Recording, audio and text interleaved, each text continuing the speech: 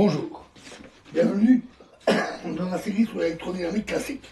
Donc continuons sur les propriétés des multipôles. Alors, toutes les propriétés du moment cinétique que nous avons vues ont une validité générale en dépit du caractère un peu particulier de notre exemple. Dans le cas d'une superposition de multipôles électriques et magnétiques de divers ordres Lm, l'expression du moment cinétique se généralise en dm sur dr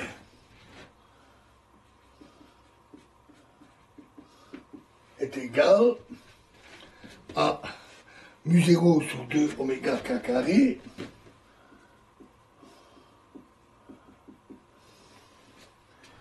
fois la partie réelle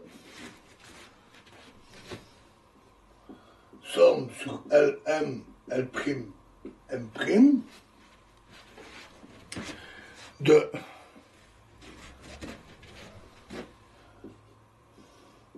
A star E L', M' A E L, M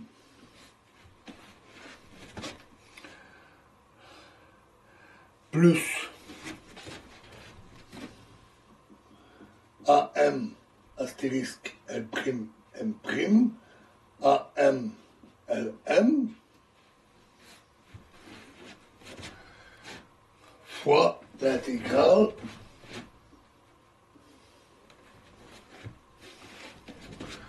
de L xl m'M'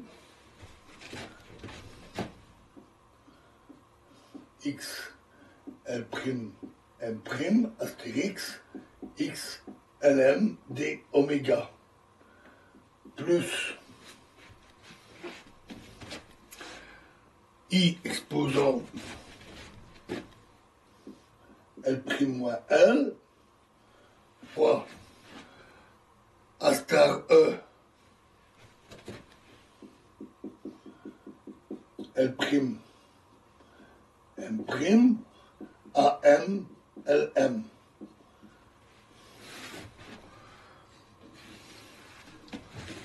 moins A star M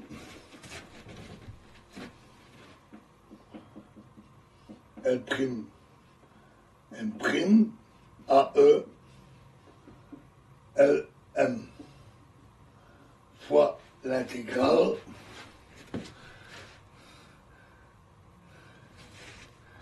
de Lx L',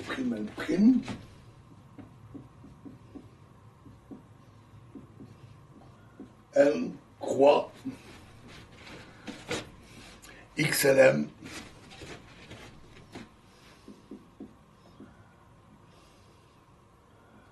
d oméga.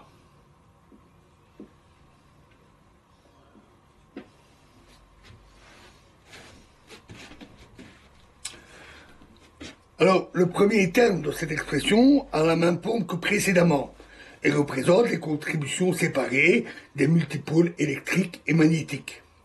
Le second terme décrit une interférence entre les multipôles électriques et magnétiques. L'examen de la structure de son intégrale angulaire montre que cette interférence met en jeu des multipôles électriques et magnétiques dont les valeurs L diffèrent d'une unité. C'est là une conséquence des propriétés de parité des champs multipolaires, on va en reparler.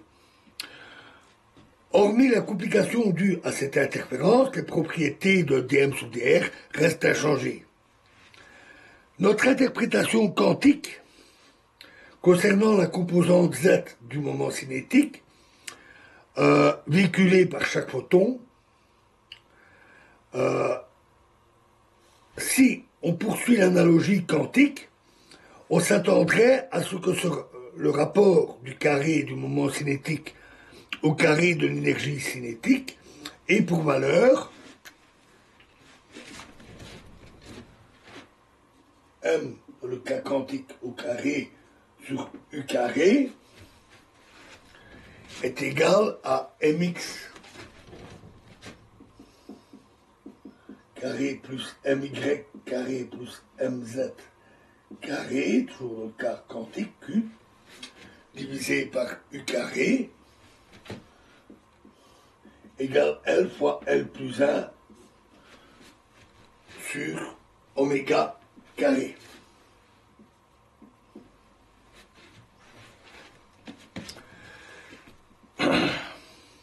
Alors, en vertu de tous les résultats qui ont été obtenus pour le résultat classique, pour un multipôle d'ordre Lm, cette relation s'écrit M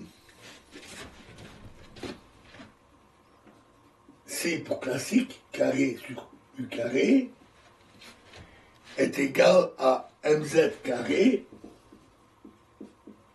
sur U carré, est égal à M carré sur oméga carré. Alors cette différence s'explique par la nature quantique des champs électromagnétiques associés à un seul photon.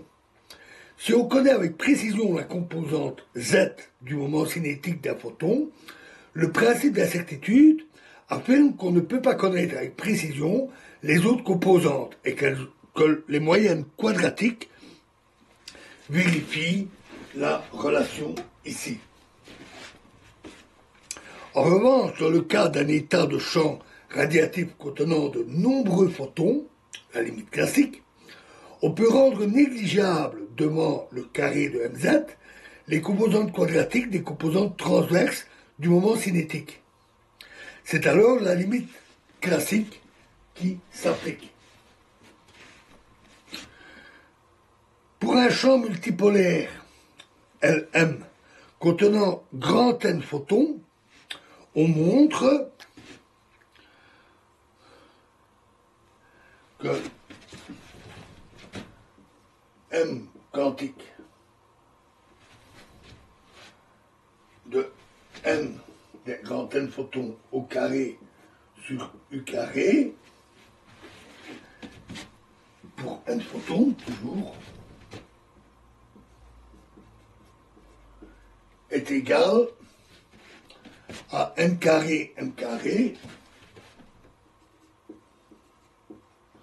plus N fois L plus 1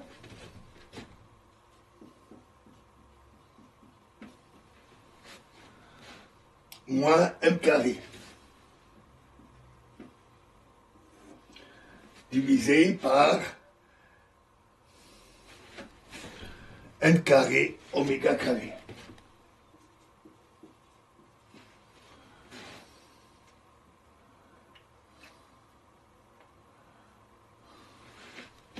Et cette relation contient les deux précédentes comme cas limite.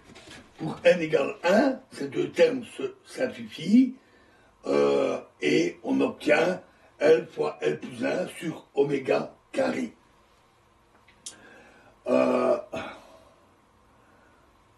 Et pour n très grand, ces deux termes-là sont négligeables et on retrouve M carré sur oméga carré. Voilà, et nous verrons la suite dans la prochaine vidéo. Je vous remercie.